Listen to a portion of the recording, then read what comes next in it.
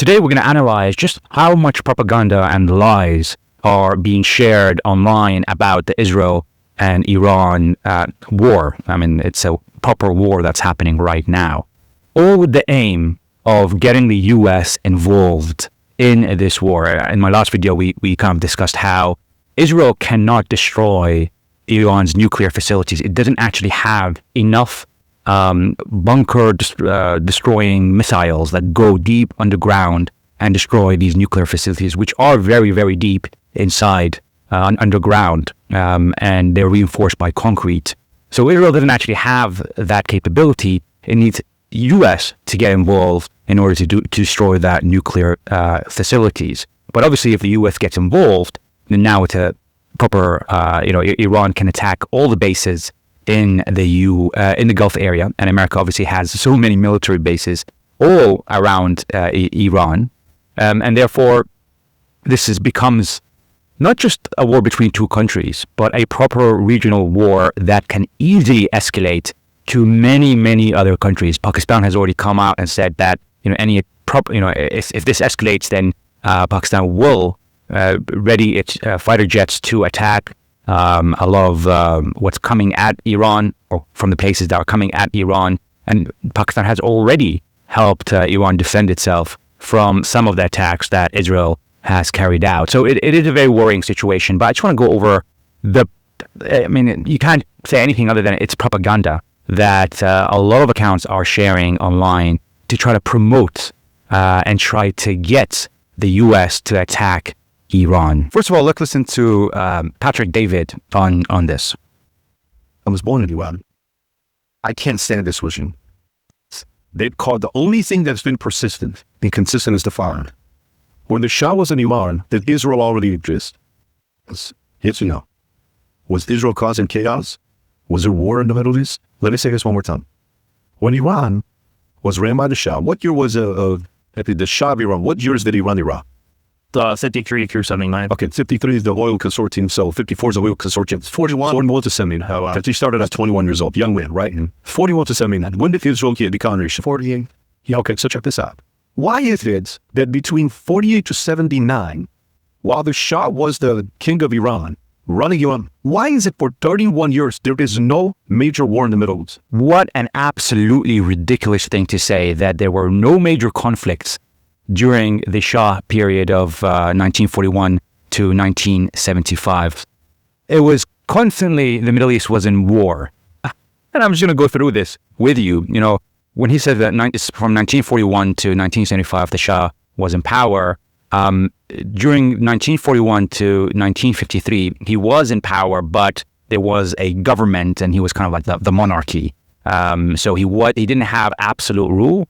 But in 1953, so during that period, Iran had it was a democratic nation. They actually had a prime minister, that Mossadegh, who was democratically elected. And what happened in 1953? There was a CIA coup that installed the Shah as absolute power and overturned the government in Iran. This is facts. America has already kind of confirmed this.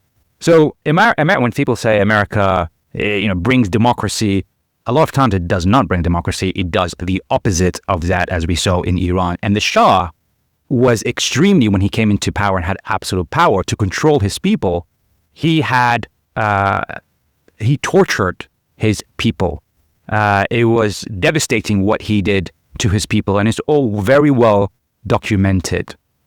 Now, during that period that the Shah was in power, Patrick David is saying that there were no conflicts when the Shah was in power during that period, which is such a silly thing to say. Obviously, there were so many conflicts, from starting with 1948 and the creation of Israel in 1948, which immediately led to a displacement of hundreds of thousands of Palestinians, and the Arab-Israeli war that erupted in 1948. In 1956, there was the Suez Canal crisis, where Israel invaded Egypt alongside a number of Western powers. There was the 1967 Six-Day War, which was initiated by Israel, a preemptive strike against Egypt. Egypt didn't invade and didn't attack Israel. They had their army kind of on the border, but didn't attack or invade, and Israel carried out that attacks, which led to a war, but it only lasted 6 days. There's the 1973, the Yom Kippur War, where Egypt and Syria attacked Israel. Now, as you can imagine, this all involves Israel, because his point was that, Israel never had any issues in the Middle East when the Shah was in power. There was no conflict in the Middle East. It's only when the religious mullahs came that all the Middle East started to erupt in war, which I don't know who he thinks he's talking to, that people just don't know history at all. And in 1975, there was the Lebanese Civil War, whereby Israel supported a lot of militias in Lebanon as part of that civil war, and that ended up with Israel invading Lebanon, actually reached to the capital, Beirut, in Lebanon, and resulted in hundreds of thousands of deaths. These are just the big conflicts. Obviously, there were many more smaller conflicts involving Israel. So the idea that Israel didn't, cause any issues in that region is just ridiculous. And I just want to add a couple things more. Iran didn't fund Al-Qaeda to fight the Soviets in Afghanistan. The U.S. did, which obviously created, a powerful religious extremist group that ended up attacking the U.S. Iran didn't arm Saddam Hussein, which he used to suppress and oppress Iraqis and then invade Iran. The U.S. did. Iran didn't supply weapons to extremists in Syria who later became ISIS in order to fight America's war, which led to a civil war where hundreds of thousands of people died, and ISIS took over the region until it had to be pushed back. The U.S. did that. And yes, okay, Iran did support, obviously, Hezbollah and the Houthis, but this never actually impacted any of these civil wars that were happening before the time of supporting Hezbollah and the Houthis. Hezbollah later on became involved, obviously, in the civil war in Lebanon, but in 1975, there wasn't any of these mullahs in charge of Iran, and they were supporting Hezbollah. Hezbollah actually was created as a militia to fight the Israelis when they invaded Lebanon. So saying that there's no conflicts during the Shah's rule is just one of the most illiterate takes I've encountered, to be honest. And this is the whole idea, that this whole narrative that they're trying to push for, which is if you take out Iran, there will be peace in the Middle East. Now, where have I heard that bull before? Iraq, Syria, Libya, Afghanistan.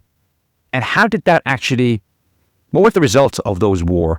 Complete destructions of those places, no democracy, going backwards, in fact, and killing hundreds of thousands of people. Right? We heard this so much in Iraq. If we just topple Saddam, democracy is going to come, and it's going to not just come to Iraq, it's going to come to the whole region, which did not happen. In fact, when Saddam was toppled, I'm not saying this is a good thing or a bad thing. Obviously, Saddam was evil, killed his people. But when he was toppled, Iraq became closer to Iran, because obviously Saddam was against Iran, and they had an 8-year war, which the U.S. supplied weapons and helped Saddam attack Iran. Iran didn't attack Iraq during that war, or more accurately, Iran didn't initiate, but obviously, in 8 years, they both were attacking each other, and millions actually died in that brutal, horrible, disgusting war. Let's see some other ridiculous statements. So here, Israeli Foreign Ministry spotted difference showing IDF's target, which is supposed to be targeted, specific, and Iran's targets, which apparently they put over here, home schools, civilians. So first of all, they're not even comparing the same thing. The thing on the right, which is Iran's targets, these are not actually Iran's missiles. Each one of those red spots is the sirens that go off in Israel. So one missile can set off dozens of sirens in that region. So they're not even comparing like with like. That's how much bullshit they are spreading about what's happening over there. Number two, there are more civilians that died in Iran with Israel strikes than are dying in Israel with Iran's strikes, based on the most recent data that we have. Here, ballistic missiles making their way to Israel. We're dealing with evil enemies that target civilians. Literally, they're flipping the script now. Now, for the past year and a bit, they have been killing militants and killing lots of civilians in Gaza. It's clearly indiscriminate, given that they've destroyed 70% of the buildings in Gaza. There is no way that there is military activity in each and every single house that they have destroyed or building that they have destroyed in Gaza. It just doesn't, it cannot be that 70% of the houses, of the buildings in a place is considered as military activity unless you're trying to demolish the place, which is exactly what the Israeli leadership have said, that they are trying to destroy everything so the Palestinians have nothing to come back to, so that it's much easier for them to push them all in one place and resettle the area. So it gets Israelis to come in and live in the new settlements that they're trying to build in Gaza. This is the Israelis, what they've said. The Israeli government has said this exact thing. So it's funny that now they're saying we're dealing with enemies that target civilians. Israel does that. Now, obviously, no civilian should be killed from any side, the Israeli side, the Iranian side, the Palestinian side. It's horrible that this is happening, and it should be not happening, right? Oh, this terrorist attack, look, they're killing, they're destroying housing. You can't make this up. Literally, this is what Israel has been doing in Gaza. This is what Iran, apparently, the attack by Israel on Iran, which is so specific and exact, right? This is one example. Obviously, there are many examples where they actually destroyed buildings and children died in Iran from Israel's attacks. But this is a clear example how they have the capability to be very specific, the Israelis, in their attacks. They have the military equipment to do so. And so when you look at Gaza and you're wondering, hang on, like here, for example, this is Gaza, right? Did you have to destroy all those buildings? All this destruction over here. And I've spoken to reporters that have gone into Gaza, and what they say is that it's apocalyptic. It's not from this world. Everything is destroyed. And so this is another, I mean, look at this. This is what Gaza looks like. And this is not just one place. All of Gaza is like that. More than 70% of buildings in Gaza have been destroyed in this way. You cannot tell me that there's a military activity in each and every single building in Gaza. And also, given that Israel seems to have the capability of having such specific attacks, that you must wonder why they're not applying that to Gaza. But obviously, the aim of this by Israel is to show we did this attack, and the people are going to assume all our attacks in Iran are like that, very specific, which is not the case, as we have seen on video, that buildings have been destroyed, children have been killed, civilians have died. And this is what Iran does. And see the comparison. This is all part of the strategy to get America involved in the war, because it's kind of showcasing, look how specific we are, and we are defending ourselves. And if you do not help us defend ourselves by attacking Iran, then you are letting us die.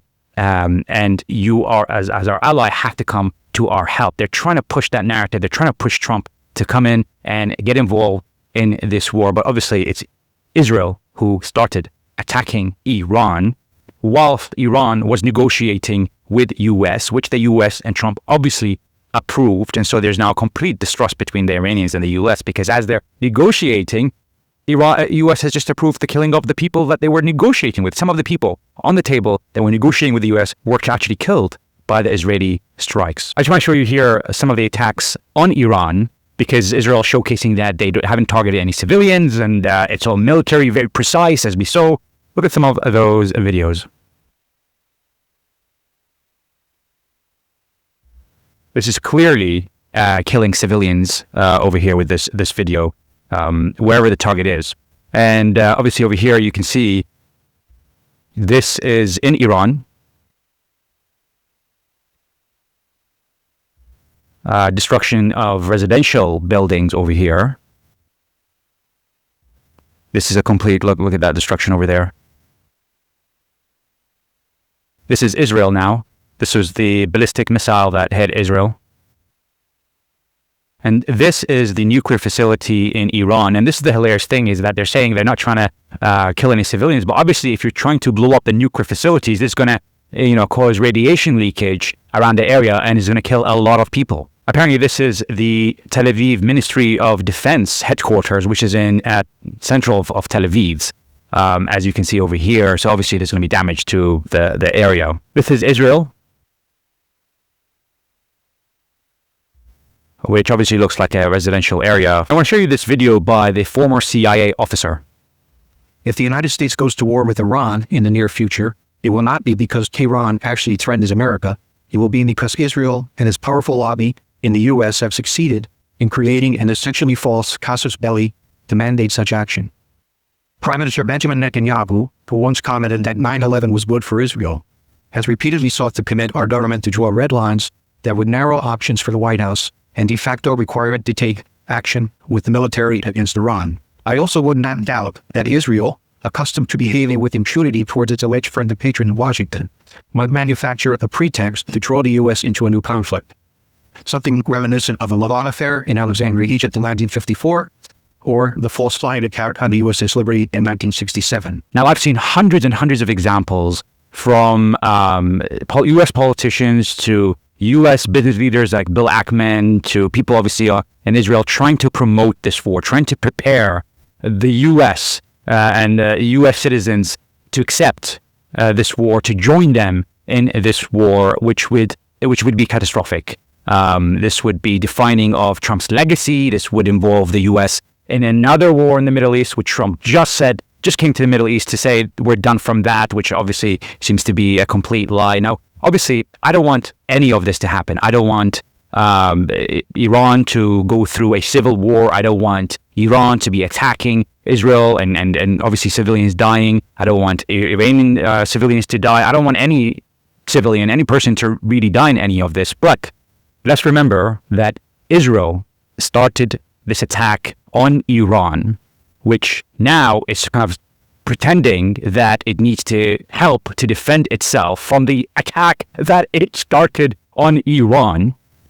And the worry is that, what I think happened is Israel knew that Iran is going to retaliate, obviously, and it's as part of that retaliation, civilians will be dying. According to Israel, for the past year and a half, all we heard is that's collateral damage, and that's collateral damage, right? But now that there's collateral damage in Israel, it's intentional killing. Obviously, we don't know what's intentional, what's not, what is being targeted, what is not being targeted. We do know that civilians are dying, obviously, on both sides. And Israel is going to use that and blast it all online to showcase that, one, they're not going to showcase the military targets that were hit in Israel by Iran. They're only going to showcase the civilian deaths, which is part of the strategy to get this narrative out there that we strike military targets, they strike civilians. We're being killed. We need help from all our allies, right? It's now also trying to kind of showcase or push that narrative that now, given that they're attacking only our civilian population, we're going to have to resort to some drastic action like throwing everything we've got on Iran, which is going to kill thousands of people. And we're going to see that in the next couple of days, even if the U.S. doesn't get involved, because the aim, again, of Israel is obviously, one, to get the U.S. involved to destroy the nuclear facilities in Iran, which would cause radiation leakages and kind of kill a lot of people, but also regime change in Iran. And the truth is, it's not going to be possible in the same way that they think it will be. It was done in Iraq, in Syria, in Libya, and in Afghanistan, which all were pretty much failures in many different metrics. In Syria, we have an ex-ISIS leader. In Libya, the country is just destroyed, and there's a civil war there. In Afghanistan, the Taliban came back. In Iraq, there's such a big alliance now between Iraq and Iran, which was supposed to be the opposite. They pretended and they convinced everyone that once we get rid of Saddam, there'll be democracy all around the Middle East. It will spread. I mean, it's just, I don't know who believes this anymore. We have so many examples. The people who are promoting this war either have amnesia because they don't remember anything, or they obviously know what will happen and they want the Middle East not to be stable because of certain interests that they have. I wish that this conflict is de-escalated, although I do not see that happening at all, and I am worried of how, now that Iran is cornered and a lot of its leadership are being killed, that it's going to result, one, in definite development of nuclear weapons now, because it has time and time again showed that it does not want to create nuclear weapons. Israel has been saying that Iran's building nuclear weapons for the past 30 years. I kid you not. Netanyahu in 1990 something, I remember, in the 1990s, he came and said Iran is 3 years to 5 years close to building a nuclear missile. We're 2025. 30 years have passed and Iran still hasn't developed nuclear weapons. It is very clear because Iran has allowed the assessors from the atomic energy to come in and assess everything that they're doing. They agreed a deal with the U.S. and the European nations that they can come and assess everything that they're doing, and they allowed them to come in. And the outcome was that Iran was not developing nuclear weapons. Tulsi Gabbard, who is the one of the directors of intelligence in the U.S., came out a couple weeks ago to say that Iran is not developing nuclear weapons. So it's very sad that we've reached this level, and Trump has allowed us to reach to this level. So let's see what happens next. If you did like this video, then do hit the like and subscribe button, and we'll see you very soon.